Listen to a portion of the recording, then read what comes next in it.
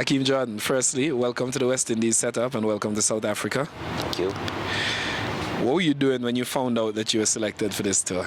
Actually, we had just got back from Heritage Key in Antigua. And I went in my room. My roommate was Zachary McCaskey, and we were just there. We were lying on the bed. And to be honest, I had a missed call on my phone. I didn't know who it was. So it was like, was this strange number that calling me? So then I returned the phone call, and the body was like, "Hi, Desmond." And I was like, "Desmond? You got the wrong number." And then Zach was like, "Yo, that's Desmond." I was like, oh, hi, Desi. I was like, "Hi, Desi," you know. He was like, then he brought the news to me, and I was like, I was just in disbelief, you know. I had bought some food from Heritage Key, and I couldn't get it eat. I actually had to give it away. That's how the news stopped me. So I mean, I was just very excited. So outside of Zachary, who was the first person that you let know what had happened? Well, I called my mom, but she didn't answer. So then I called my dad, and then he was like, "For real, yeah."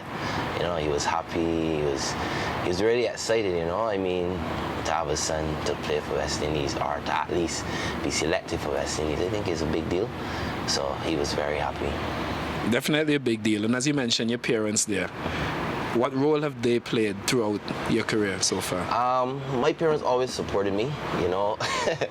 Actually, it's funny because the night before I left to come to South Africa, my dad told a story about how I was outside and I was just bowling rocks and hitting rocks on top of the roof. He had to call me and say, like, all after 12 o'clock. My mom, she follows me wherever I go. Like on the weekend when I have cricket, she comes after work. So my parents have played a very big role. They've been supportive. You know, my dad would normally, well, before I got older, he would buy me anything that I wanted to play cricket. And so did my mom. So I just got to give them thanks for helping me to stay on this path, you know, because it's leading somewhere. And outside your parents, who would have been some of your biggest influences throughout the sport? Well, I could go back to my secondary school coaches, Mr. Dwayne Best and Carlos Merritt. You know, they've always been there for me. Like, anytime I needed someone to talk to, you know, they would be there. I could call them at any point.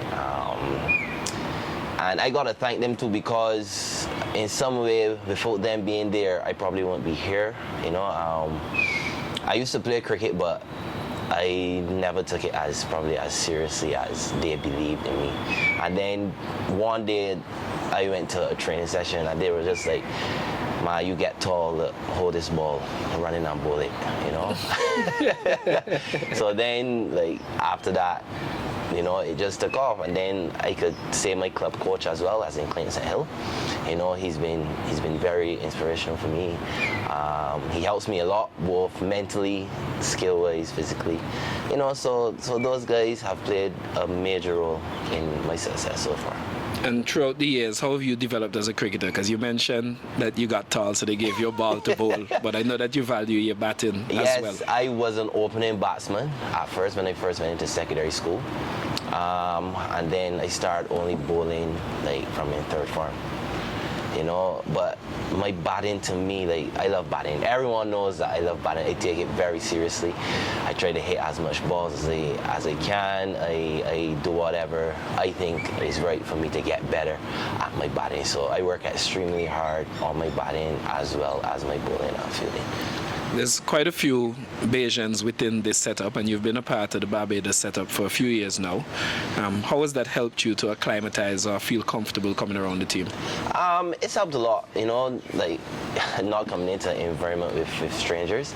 I think everyone here is like a family, so it's just me now coming into the family, one unit. The Bajans that are in the team, played against them back home. You know, we would go out together, we would hang. So, like, just coming here is just like seeing people from home and seeing people from the other countries and stuff that we would see during competitions. And actually, majority of the fellas that are in the team as well, they come to Barbados often. So, you know, I would see them out and stuff like that. So. Yeah. And what attributes you think make you stand out as a cricketer? What got you here? If it's one thing I can say for sure, is self-belief. Like, if no one would believe in me, I would definitely believe in myself. I'm the type of guy that I would just go and take up a ball, go outside at like 12 o'clock in the night and just try to run up the road and bowl it, work on little things like that. So those things that I do, I tend to talk to a lot of people as well. Like one of the people that I talk to a lot would be Justin Grace. He's helped me a long way. He has helped me with nearly everything in terms of cricket, So like those little things, self-belief is the main thing for me though, like, and confidence. Like I believe that when I put my mind to something that I could get it done. So that has took me a pretty long way so far. And hopefully it takes you even further. Let's talk a little bit about regional cricket. You were a member of that CCC squad that won the Super 50, and you've been a member of the Barbados setup, as I mentioned, for quite some time now. How has regional cricket prepared you for this step? It has a big deal, I would say, because like, playing against the people from the other countries and stuff like that, you have to, it's not like club cricket anymore. You take a step up, you go up a level. So you got to start using your brain more. You got to start outfoxing people. And like, let me just use like Guyana for example, playing against those guys, you got to really be on it. You got to be thinking. You got to, when you get home at night, you got to like think of a plan, like how I can get this guy out, how I can restrict this guy from scoring. So like playing regional cricket, it's just helped me to like utilize those skills a lot more.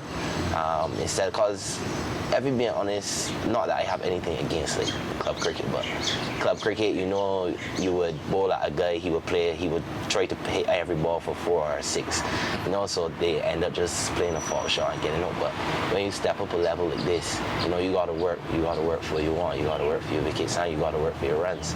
So like playing regional cricket, it just helped my body to relax, my mind to handle some pressure, and be calm in certain situations. So it has helped a lot. Anybody currently within this West Indies setup that you've had their number in regional cricket that you'll be in the air saying, Actually, no. I played against Josh last year. I got him out. Actually, I should have had him out in both innings. But besides that, I've probably had Calmeers a couple of times as well back home in club cricket. But besides, I haven't really played against like Blackwood and Tage. I played against Tage once. Didn't get him out. I actually, that innings was chanceless. That 170 he scored against us. So, no really. So seeing persons like Tage step up a level and bring their game up to an international standard, does that give you confidence coming into this? Yeah, it does. Look at Tage, like, I think that his story is incredible, because I remember before he played us, when he scored the 170 something, that was last year, he wasn't supposed to play that game, and then I think it was Vishal Singh that got sick and he came in. And then, I don't know, like something just changed in him and he was like, yeah, this is my time now. And he went on to score 170, and he scored another 100 after that. And then, like, to come at debut against Australia the way he did, I thought it was phenomenal. Like, best bowling attack in the world. You stand up and you bat the way he did. That got to give you some sort of belief that anybody, could just, once you work for it, you could just transform and you could get there. And if anybody else is like thinking, look at Tage, from nearly being dropped to right now being at the top of his game, I think that's just amazing. Akeem, what does West Indies cricket mean to you? It means everything to me, I bleed and sweat West Indies cricket. Like, growing up from a kid, watching like Sarwan. Like, Sarwan was my favorite. Was my favorite cricketer growing up. Watching Sarwan bat. Brian Lara. Those guys. Like, I mean, like, if I had to think about anything, like, those guys, like, just watching how they play their hearts out you know, it was just amazing for me. Like, whenever back then, whenever we watched the West Indies game on TV, as soon as the game finished, we would go outside and we would play table ball cricket in the road. Try to replicate some of the Yeah, things. yeah, that's how much it meant to me and my friends growing up. I would tie a durag around my head, you know, to replicate a Sarwan. Like, and then my friend he liked Brian Lara, so he would bat. Like, he was actually a right-handed batsman, and he switched to lefty to be like Brian. So I mean, West Indies cricket, you know, is my heart and soul. Like, I think that me being here and given the chance to represent West Indies, you know, it means everything to me.